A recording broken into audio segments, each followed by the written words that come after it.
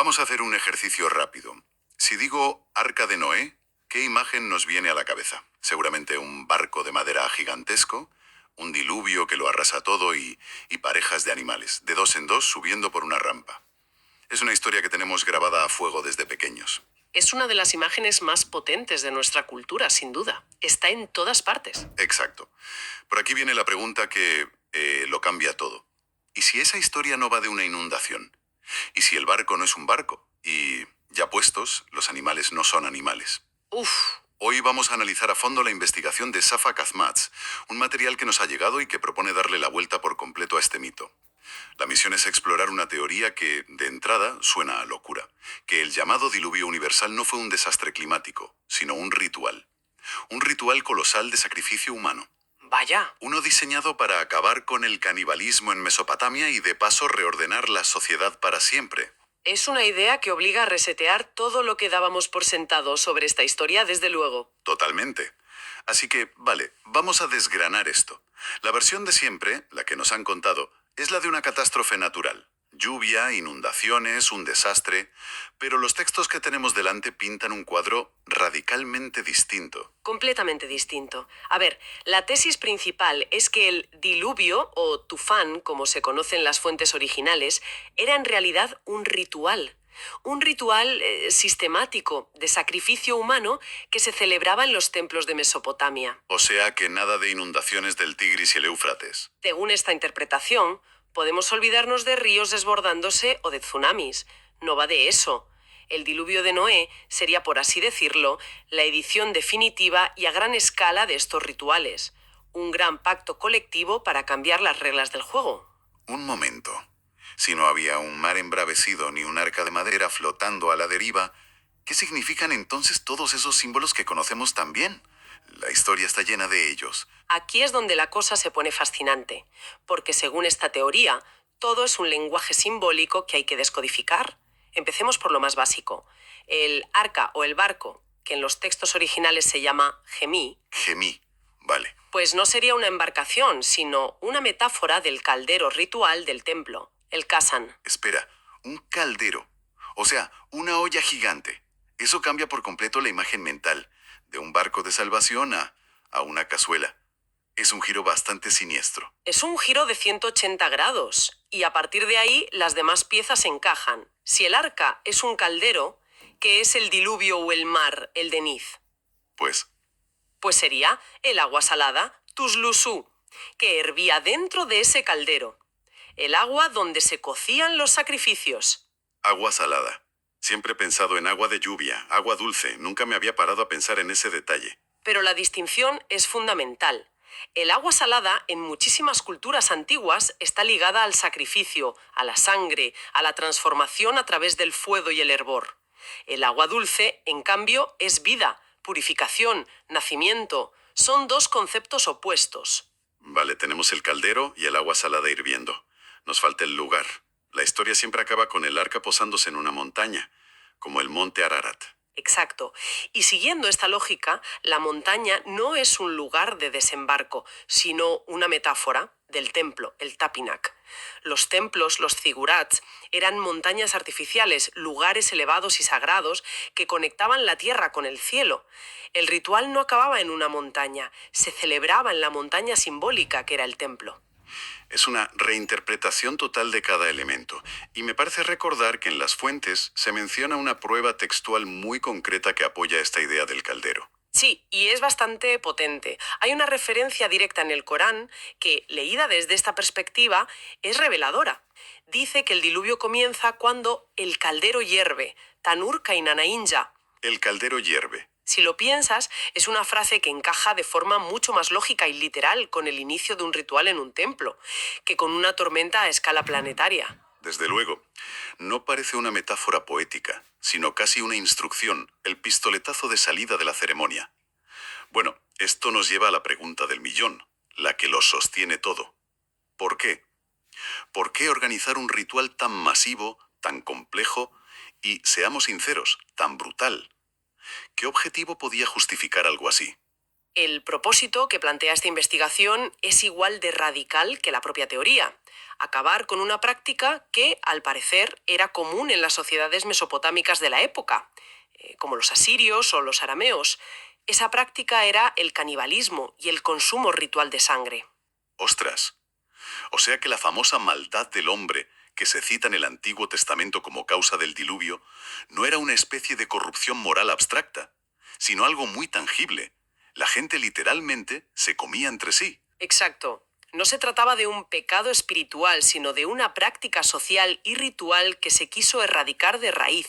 El gran pecado que había que purgar era ese, y la solución fue lo que las fuentes llaman la gran sustitución, un pacto para cambiar unas cosas por otras. La gran sustitución. Suena a una reforma. Eda Caballo, ¿en qué consistió exactamente? Se basó en dos reemplazos simbólicos que son la piedra angular del nuevo orden. El primero: la sangre se sustituye por el vino. Ajá. Por eso, el primerísimo acto de Noé tras el diluvio no es dar gracias ni construir una casa, es plantar una viña, hacer vino y emborracharse. No es una anécdota curiosa, es el acto fundacional que sella el pacto. A partir de ahora, lo que se beberá simbólicamente es esto: el vino. El consumo de sangre queda prohibido. A ver si lo pillo. No es un detalle secundario de la historia, es el detalle. El gesto que inaugura la nueva era. Vale. ¿Y el segundo reemplazo? El segundo es igual de importante. La carne humana se sustituye por el grano. La carne de los sacrificios humanos se reemplaza por ofrendas agrícolas, sobre todo cereales y legumbres. Se pasa de una economía ritual basada en el ciclo de la vida y la muerte humana a una sociedad basada en el ciclo de la agricultura. Reemplazar la carne por el grano. Es una idea potentísima. Me pregunto si queda algún eco de esa sustitución tan concreta. Algo que haya sobrevivido en la cultura popular hasta hoy. Pues sorprendentemente sí, y es algo que muchísima gente conoce, aunque no sea consciente de su posible origen: el postre llamado ashuré. El ashuré. El pudín de Noé, que le llaman. El mismo. Visto desde esta óptica, el ashuré no es solo un postre delicioso, es un fósil cultural de esa transformación. Su simbolismo es abrumador. Piensa en sus ingredientes: una mezcla increíble de cereales, legumbres, frutos secos, frutas. Sí, lleva de todo. Y además hay una costumbre muy particular asociada a cómo se comparte, ¿no es así? Sí, y ahí está la clave de todo. Tradicionalmente, cuando una familia cocina una olla enorme de ashuré, no come de la suya, la reparte entre todos sus vecinos y amigos. Y a su vez recibe porciones del ashuré que han cocinado otros. Ah, qué curioso. Esta costumbre se interpreta como la herencia directa de aquel pacto. Es un recordatorio anual de no comerse a los propios. Compartes tu ofrenda con los demás clanes y recibes la suya a cambio, reforzando así la alianza y la prohibición del canibalismo interno. Es alucinante.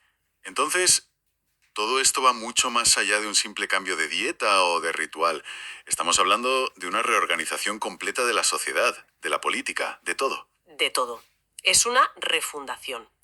Y para esto sí que tenemos una prueba histórica externa que se menciona en las fuentes y que es fascinante: la lista de reyes sumerios. Es un documento cuneiforme real y lo curioso es cómo trata el diluvio, al que llama Abubi. Abubi. Sí, no lo describe como una catástrofe que borra la civilización y obliga a empezar de cero, todo lo contrario. Ah, no, entonces ¿cómo lo presenta? Lo presenta como un milad, un punto de inflexión político, un año cero. Lo data alrededor del 2600 a.C. y divide la historia de los reyes en dos épocas: antes del diluvio, la Mabubi, y después del diluvio, Arkiabubi. O sea, un antes y un después. Es la constatación histórica de que algo muy gordo pasó en esa fecha que cambió para siempre la estructura del poder. No fue el fin del mundo, fue el fin de un mundo y el comienzo de otro. ¿Y qué nueva estructura de poder se estableció? ¿Cómo era ese mundo nuevo? Pues uno que redefinió por completo el cosmos y la sociedad. Se creó una nueva jerarquía muy marcada, una división vertical entre arriba cielos, que se asoció al poder de los acadios, y abajo tierra, asociado a los sumerios. Entiendo. Y para justificar este nuevo orden se crearon mitos. La famosa maldición de Cam, uno de los hijos de Noé. Sí, claro. Se interpreta desde aquí no como un castigo divino por ver a su padre borracho, sino como un mito fundacional creado a posteriori para legitimar precisamente esa nueva estructura de poder y sumisión entre distintos pueblos. Es una reorganización política en toda regla, codificada en un lenguaje mítico para que perdure. Vale, el puzzle casi está completo. El arca es un caldero. La inundación es agua hirviendo. La montaña es un templo. El objetivo era acabar con el canibalismo. Pero me falta una pieza clave. ¿Qué pintan 2 leones, 2 jirafas y 2 pingüinos en medio de un caldero ritual? Los animales. La respuesta, según esta teoría, es que nunca fueron animales literales. Eran los símbolos totémicos de los clanes y las tribus que se unieron al pacto. Ah, Una práctica que, por cierto, vemos perfectamente documentada en yacimientos arqueológicos como Gobekli Tepe, que es mucho más antiguo. Sus pilares están repletos de relieves de animales: zorros, serpientes, jabalíes. No representaban a la fauna local, sino a los diferentes grupos humanos que se reunían allí. o sea que el cordero, la paloma, el toro o la serpiente no eran especies biológicas que había que salvar. Eran las banderas, los emblemas de los asirios, los arameos, los cananeos y todos los demás pueblos que formaron la alianza. Meter 2 de cada animal en el arca era la forma simbólica de decir que todos los clanes, representados por sus tótems masculino y femenino, entraban en el pacto del caldero, se comprometían a cumplir las nuevas reglas. Es increíble pensar que los ecos de un ritual así, con un significado tan diferente al que le hemos dado durante milenios, puedan seguir vivos hoy en día. Pero es que siguen vivos y a la vista de todos, una vez que sabes dónde mirar. Pensemos en las grandes religiones. La Eucaristía cristiana, por ejemplo. El pan es el cuerpo de Cristo, el vino es su sangre. Se ve como una continuación directísima de la sustitución simbólica de Noé. Claro. La carne sacrificial ahora es pan y la sangre prohibida ahora es vino. Es el mismo esquema. Del mismo modo, las estrictas prohibiciones de consumir sangre en el judaísmo y en el islam, la comida kosher y halal, serían un legado directo de esta misma revolución ritual. Es vertiginoso, la verdad. Darse cuenta de que rituales que millones de personas practican cada día pueden tener sus raíces en un pacto para dejar de comerse los unos a los otros. Y esto no se limita a la comida y la bebida, ¿verdad? ¿Qué pasa con los rituales que usan agua? Ahí también pervive esa distinción fundamental que mencionamos antes, entre el agua salada del sacrificio y el agua dulce de la vida. El bautismo cristiano usa agua dulce. La mikvah judía, el baño para la purificación ritual, usa agua viva, dulce. El agua sagrada del pozo de Zemzem en la Meca es dulce. Entiendo. Todos estos ritos utilizan el agua dulce como símbolo de vida, de renacimiento, en oposición directa al agua salada hirviendo del caldero, que simbolizaba la muerte y la transformación a través del sacrificio.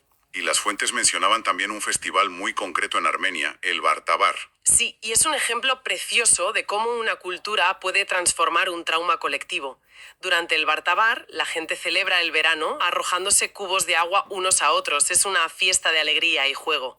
La interpretación que se propone es que este festival es la resignificación de aquel trauma. Fíjate. El recuerdo del terror del ritual del agua hirviendo se convierte en una celebración, una fiesta por la promesa, que está en el Génesis, de que no volvería a haber un diluvio.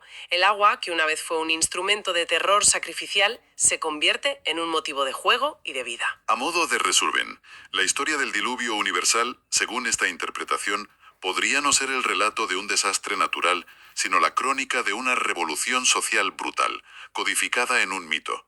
El momento en que una civilización entera decidió, a través de un pacto masivo y terrible, reemplazar el sacrificio humano y el canibalismo por la agricultura, el vino y un sistema de símbolos que sentó las bases de un nuevo orden social. Y esto nos lleva a una crítica importante que hacen las fuentes a casi todas las interpretaciones modernas, tanto las religiosas que se aferran a la literalidad de la fe, como las laicas y cientificistas. Se mencionan figuras como la arqueóloga M.I. Chi o el geólogo Celal Shenger. Cometen, desde este punto de vista, el mismo error de base. Se quedan en la superficie. Se obsesionan con los detalles literales. Exacto. Discuten sobre si un barco de esas dimensiones podría flotar, si cabían todos los animales, o sobre dónde exactamente ocurrió esa supuesta inundación. Y al centrarse en eso, se pierden por completo la profunda dimensión sociológica, política y ritual que podría esconder el mito. Incluso se pierde el significado de los nombres del superviviente en las distintas versiones mesopotámicas: Ziusudra, Atrahasis, Utanapishtim. Utanapistín. Todos ellos en sus lenguas originales significan variaciones de vida de largos días o aliento infinito. Claro, no se trata de un tipo que sobrevivió a una riada. El protagonista es el concepto de la vida misma, la continuidad de la humanidad. Es la continuidad del aliento vital, del Kan, que se logra preservar tras abolir una práctica autodestructiva. La historia no va sobre un hombre, va sobre la supervivencia de la especie gracias a un pacto social. Lo que nos deja con una última reflexión. Si un mito tan fundamental, tan central en nuestra cultura como el diluvio universal, podría ser en realidad la metáfora de una transformación social tan drástica, ¿cuántas otras historias antiguas que damos por sentadas podríamos estar leyendo de una forma demasiado literal, perdiéndonos así su verdadero significado sobre cómo llegamos a ser quienes somos?